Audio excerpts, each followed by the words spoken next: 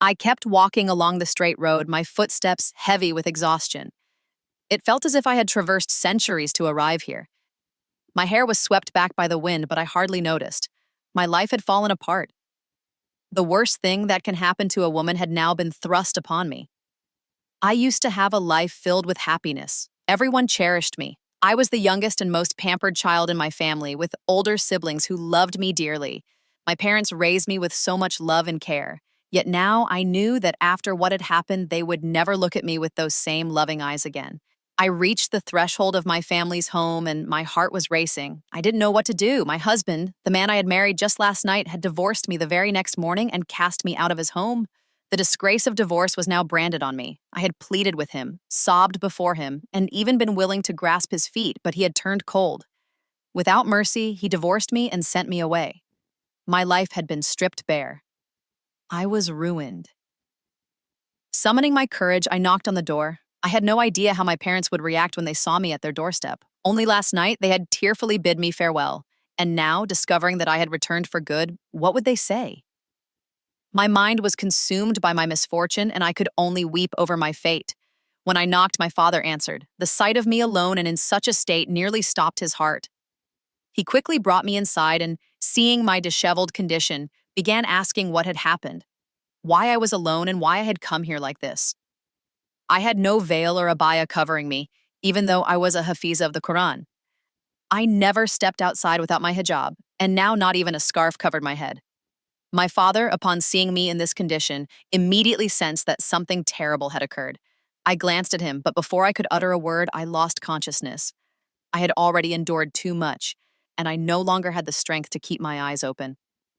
The moment I fainted, my father became frantic. He carried me inside and, in his panic, began calling out to the family. When I regained consciousness, I found myself in my room, the same room I had always called mine. My family surrounded me, their faces full of concern. One by one, I looked at their worried, questioning expressions. I could see the same unspoken question in each of their eyes. Yet I had no strength to answer them. I knew that once they learned the truth, that I had been divorced on the very first day of my marriage, it would devastate them. I couldn't bear to cause them that pain. At the same time, I couldn't hide the truth forever. We were 5 siblings, 3 older brothers, 1 older sister, and then me. After completing my matriculation, I had left school to attend a madrasa and become a hafiza. Although my parents initially objected, I had refused to listen. Eventually, I completed my hifzes, and that was when my parents began to worry about my marriage. They believed that it was better for a girl to settle down early, so they decided to arrange my wedding. Despite their insistence, I had hesitated. I had tried to stop them from rushing into it. I had wanted to tell them something, to open up about the pain I was hiding, but they had refused to listen. They carried on quietly, making decisions without consulting anyone. Then all of a sudden, they dropped the bombshell that they had arranged my marriage. That's when my misfortune began. When I opened my eyes, my mother was sitting by my bedside, gently running her hand over my head. Her voice was thick with worry as she asked, "What happened, my child? Why have you come home like this? Your in-laws have been calling us, but no one is picking up. Tell me, is everything all right? If there's a problem, we'll go there ourselves and sort it out. What's wrong? Where's your abaya, your hijab? Anusha, everything's okay, isn't it? My heart is on the verge of stopping, my dear." Hearing her anxious words broke my heart. I squeezed my eyes shut, trying to hold back the wave of emotions threatening to consume me. My father, my brothers, my sister, they were all gathered around, looking at me with concern and expectation. I didn't know how to tell them the truth. How could I say that the marriage they'd arranged with such pride and hope was already over? That my husband had divorced me and sent me back on the very first day? I had no words. All I could do was glance at my mother and place her hand against my chest. I looked into her eyes and finally said, "Amma, Afzal divorced me. He threw me out of his house this morning. His parents tried to reason with him, but he wouldn't listen." I could see shock wash over her face as I continued, my voice trembling. "I begged you not to marry me off so soon. The family warned you too, but you didn't listen, and now my life is ruined." Tears streamed down my face as I spoke. I knew my words were harsh. I was blaming them for something they couldn't have foreseen, but the pain and anger had built up to the point where it all had to come out. I couldn't hold it in any longer. My mother sat there stunned, staring at me as if trying to process what I had just said. Her voice broke as she replied, "No, no, this can't be true. They're such good people. I can't believe this happened. This must be some misunderstanding. We'll talk to them." Her hopeful words were interrupted by my eldest brother's angry outburst. "Amma, there's no point in talking now. It's too late for that. They've ruined our sister's life. They won't get away with this. I'll file a case against them. This divorce is unjust. I won't let them off the hook." His fiery words were met with nods of agreement from my two younger brothers and my father. My body trembled with fear at the thought of what they might do. My mind was spinning with all the possible repercussions. Overwhelmed, I closed my eyes and once again slipped into the refuge of sleep. Whether it was the medication or the sheer exhaustion, I fell into a deep slumber and didn't wake up until the next morning. When I opened my eyes, my parents were still by my side. My mother sat at the head of my bed, gently massaging my temples. Her hands brought me a sense of comfort, but I didn't feel like talking. I glanced at my father, and the sight of him broke my heart. He looked as though he had aged decades overnight. His usual strength seemed to have vanished, replaced by a deep weariness. My mother's face, too, was marked with sorrow. Our once lively home had been overtaken by an unbearable stillness. Sadness hung in the air, suffocating all the joy that once filled these walls. I felt immense guilt for being the cause of this grief. My family had been my everything, and now I was the reason they were hurting. The journey down the road felt endless, and my footsteps heavy. A profound exhaustion seemed to have settled over me, as if I had been walking for centuries. My hair whipped in the wind, my mind utterly clouded. My life, once stable, had crumbled into ruin. The worst possible fate for a woman had been thrust upon me. I had been divorced on the very day after my marriage. Only yesterday, my family had bid me a tearful farewell, hopeful that my new life would bring joy and prosperity. But this morning, my husband had thrown me out. I had pleaded with him, begged on my knees, and even contemplated grabbing his feet to stop him. But his heart remained stone cold. Not even the heartfelt interventions of his parents could sway him. My life had been stripped bare. I had lost everything in a matter of hours. When I finally arrived at the door of my parents' house, I hesitated. My chest tightened as I raised my hand to knock. How could I explain what had happened? How could I bear to see the look in their eyes when they realized their youngest, most cherished daughter had been cast out? The thought of their disappointment made me falter. But with no other choice, I knocked, knowing I couldn't keep the truth hidden for long. It was my father who opened the door. His face, usually so calm, turned pale when he saw me standing there, alone and disheveled. I was without my hijab, a rare and troubling sight, given my deeply religious upbringing. My father's eyes filled with questions as he ushered me inside. "What happened, Anusha?" he asked, his voice a mixture of worry and dread. "Why are you here like this? Where is your abaya? What's going on?" I looked at him, my lips trembling, and the words refused to come. The room began to spin, and before I could utter a single word, I collapsed.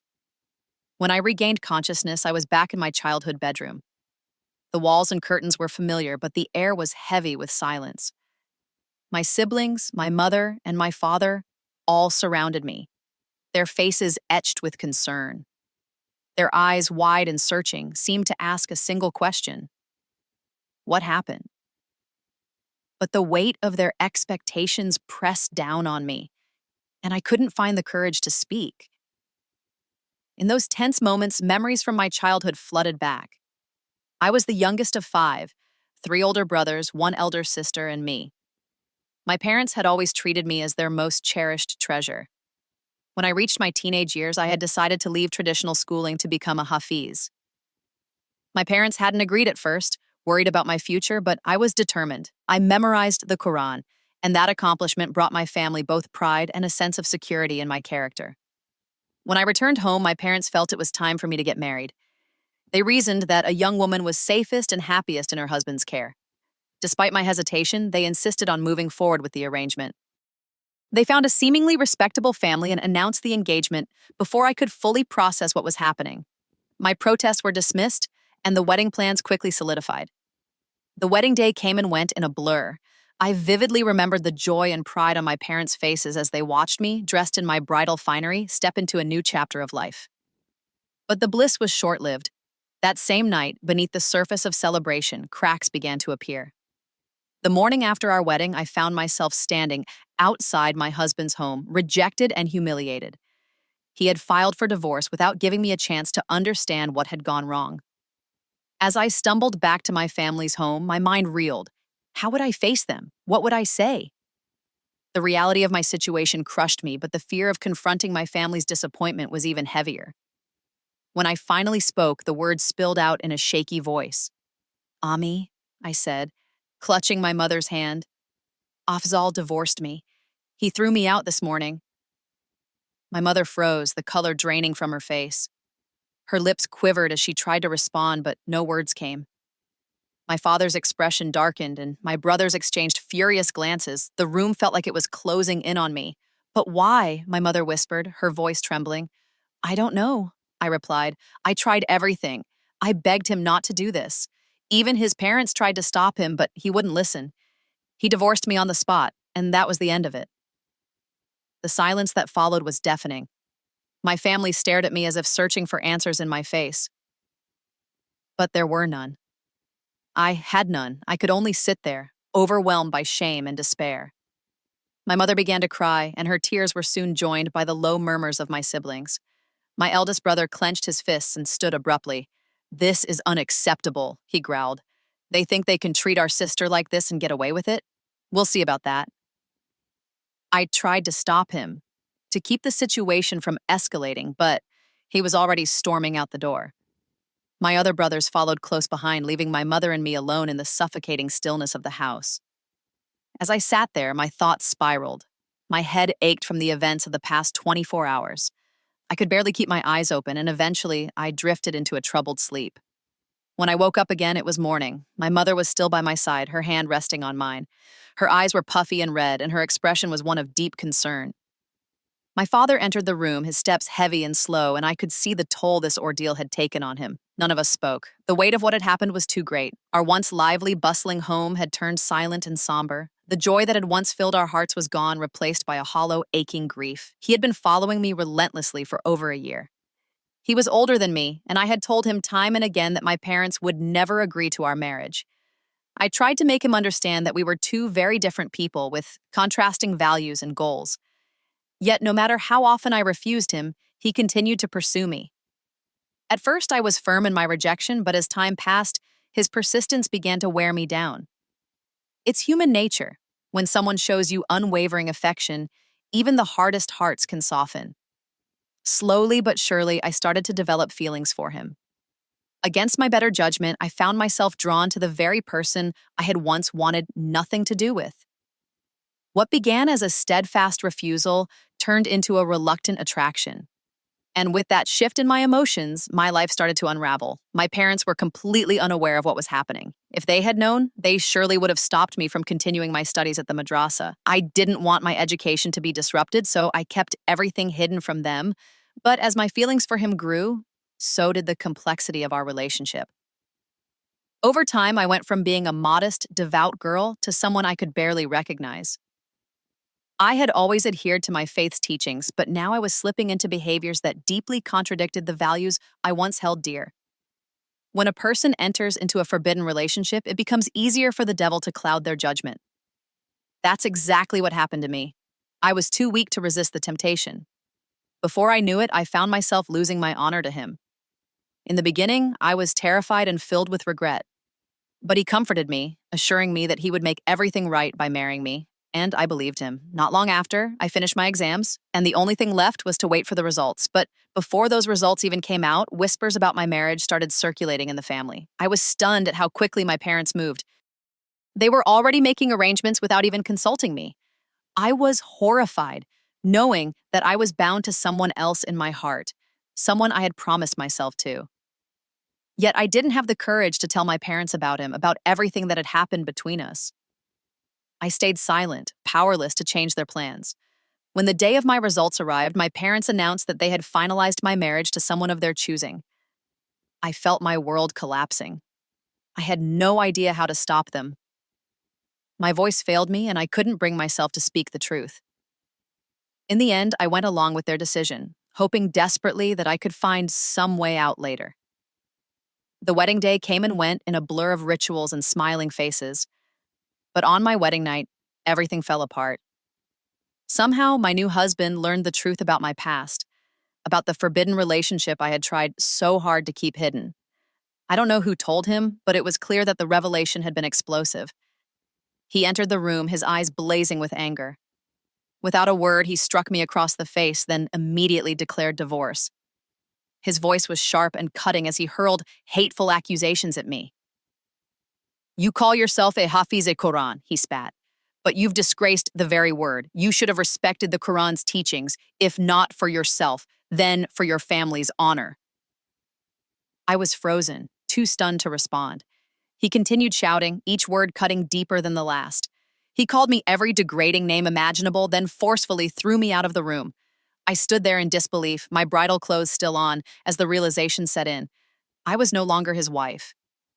My marriage, so fresh that the henna on my hands hadn't even faded, was over. That night felt like a nightmare I couldn't wake up from. I had been humiliated in the most painful way possible. The very person I was supposed to spend my life with now saw me as unworthy, as someone tainted and impure. The shame was unbearable. I couldn't stop thinking about what my parents would say when they found out, how they would look at me when I returned home the very next day, and so the next morning, I found myself back at my parents' doorstep. I couldn't bring myself to knock at first, knowing the heartbreak that awaited on the other side. When my father opened the door, his face instantly filled with confusion and concern. "Anusha?" he said, his voice trembling. "What happened? Why are you here alone?" I tried to speak, but my throat closed up. My hands were shaking, my eyes welling with tears. Before I could get any words out, my vision blurred and I fainted right there on the threshold. When I came to, I was lying in my old bedroom. My parents, brothers, and sister were all crowded around me, their worried faces filled with questions. I struggled to find the courage to tell them what had happened. I knew my confession would destroy them, but I couldn't hide it any longer. In a trembling voice, I finally told them everything. I told them how I had begged my husband to reconsider, how his parents had tried to intervene, but it had all been in vain. He had divorced me the very night of our wedding and thrown me out the next morning. As I spoke, my mother began to cry. My father's face hardened with anger, and my brothers clenched their fists in fury. "How could they treat our sister like this?" my eldest brother shouted. "We'll make them pay for this. I'll go to the police if I have to." His anger was shared by everyone in the room, but I could only sit there, overwhelmed and broken. All I wanted was for the nightmare to end. My mother tried to console me, whispering that everything would be okay, but I could see the sorrow in her eyes. She had hoped to see me happy and settled, and now she was watching her youngest daughter's life unravel before her. I don't know how long we sat there in silence. I only remember the overwhelming grief, the feeling of failure, and the knowledge that my life would never be the same. His words were like arrows dipped in poison, and while they stung deeply, I knew that truth often hurts the most. This was no different. It was bitter, cutting, and undeniable. By morning, I was back at my parents' house, but what I learned shortly after arriving left me completely shaken. I knew right away that this child wasn't my husband's. It could only be our Sam's because my husband and I hadn't even shared a moment together. How else could I be pregnant? My mother, unable to contain her rage, began lashing out at me with cruel words. My brother, once again furious, came at me to strike me, but my older sister stepped in to protect me.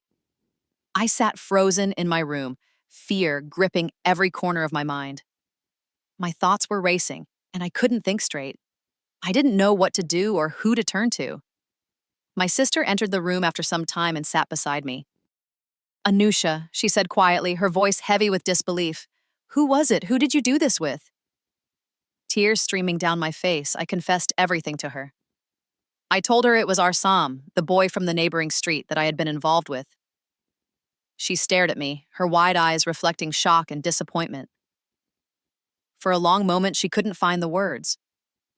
Finally, she whispered, "I can't believe this, Anusha. How could you do this? You're a Hafiza. You've memorized the Quran. How could you commit such a sin?" I wanted the ground to swallow me whole. Shame and guilt weighed down on me, pressing me into the earth. I felt filthy, undeserving of anyone's kindness or forgiveness. Overcome with remorse, I fell at my sister's feet, crying and pleading. I know I've made a terrible mistake, I choked out. I'll do anything to make it right. I'll even end my own life if it means sparing our family from disgrace. My sister grabbed me by the shoulders and shook me firmly. No, Anusha, she said, her tone forceful. Eh bien, if you truly want to fix this, then call our Sam. Tell him to come here with his parents and ask for your hand in marriage properly. If he truly cares for you, he'll do it. That's the only way we can avoid public shame. You've made a grave error, but now you have to face it with maturity. If you loved him so much, why didn't you just tell our parents? They would have heard you out. They might have met him, seen if he was a good man, and arranged your marriage themselves. Why didn't you tell them? I looked at her through tear-filled eyes. Because they never asked what I wanted, I said bitterly. They kept everything a secret, even from our own relatives. I had no choice. They made the decision without ever asking me how I felt. I paused, my voice trembling. But I still don't understand how my husband found out. Only Arsam and I knew about us. So how did my husband learn the truth? My sister stood silent for a few moments, then sighed deeply. Anusha, she said quietly, it's obvious. The one who told him was none other than Arsam. Her words hit me like a thunderbolt. I froze in place, stunned. For a long time, I sat there, silent and motionless, trying to process what she had just said. My sister, likely unable to bear the silence any longer, left the room. I knew she was going to tell my parents everything I had confessed. With shaking hands, I reached for my phone. I dialed Arsam's number, my heart pounding as the line rang. When he answered, I blurted out everything. I told him about my family's rage, my brother's threats, and my sister's demand that he come and meet my parents. To my surprise, he responded calmly, I'll come over with my parents right away, he said, as if this were the most natural thing in the world. His lack of emotion left me both confused and uneasy. I'll marry you as soon as your waiting period is over, Arsam had said, his voice calm over the phone. I quietly ended the call, my mind utterly devoid of any feeling. The dreams I once harbored for us had dissolved into a hollow emptiness. His words came true, and shortly after, he arrived at our home, accompanied by his parents. He sat before mine, formally proposing our union. My parents, eager to see my life restored, gave their approval. As soon as my waiting period was over, our nikah was performed. The ceremony was simple, understated, as if acknowledging the weight of all that had passed. I entered his home as his wife, yet my heart remained frozen. When he approached me on our wedding night, the only reaction I could muster was an overwhelming surge of anger. Without hesitation, I slapped him hard across the face. My voice cracked as I cried, You are a cruel man. How could you do this to me? I thought I loved you, but now I hate you. You disgust me. Arsam's expression shifted as he grasped my arms firmly. I only did it so we could be together, he said, his tone a blend of defiance and desperation. I had no other choice. If I hadn't done it, you and I wouldn't be here together now, and our child would have never come into this world. Tears streamed down my face, blurring my vision as I wrenched myself free from his grip. You don't understand, I shouted. What you did, what we went through, none of it was necessary. You could have just married me before all this. You didn't have to put me and my family through such pain. For a long time, he stood in silence. Then without another word, he turned and left the room. I sat there, shattered, the sting of his actions and my own mistakes, echoing in the quiet of the night. Days turned into weeks. Arsam did his best to take care of me, his every action marked by guilt and a strange tenderness. He seemed determined to prove that he could be a good husband, yet I couldn't bring myself to forgive him. I despised what he had done to me, what he had made me endure, even as I accepted the life we now shared. They say a woman must often compromise with her circumstances, and that's exactly what I did. I began to accept the reality of our marriage, despite the lingering bitterness that gnawed at my soul. Over time, I came to terms with Arsam's presence in my life. He treated me with care, showing kindness and concern, but the scars of his betrayal remained. Though I learned to coexist with him, I never fully healed from what had happened. I found moments of joy with my son, who brought light into my otherwise dim reality, yet a part of me remained restless, a quiet regret that refused to fade. Reflecting on my journey, I often thought about what I could have done differently. Falling in love wasn't the mistake. It was the way I allowed it to unfold that led to my undoing. Love isn't inherently wrong, and in our faith, choosing a partner is a right given by God, but love must be made lawful and boundaries must be respected. Looking back, I know I shouldn't have met our Psalm in secret. I shouldn't have let myself be led astray. The temptation of sin is all too real, and I learned that the hard way.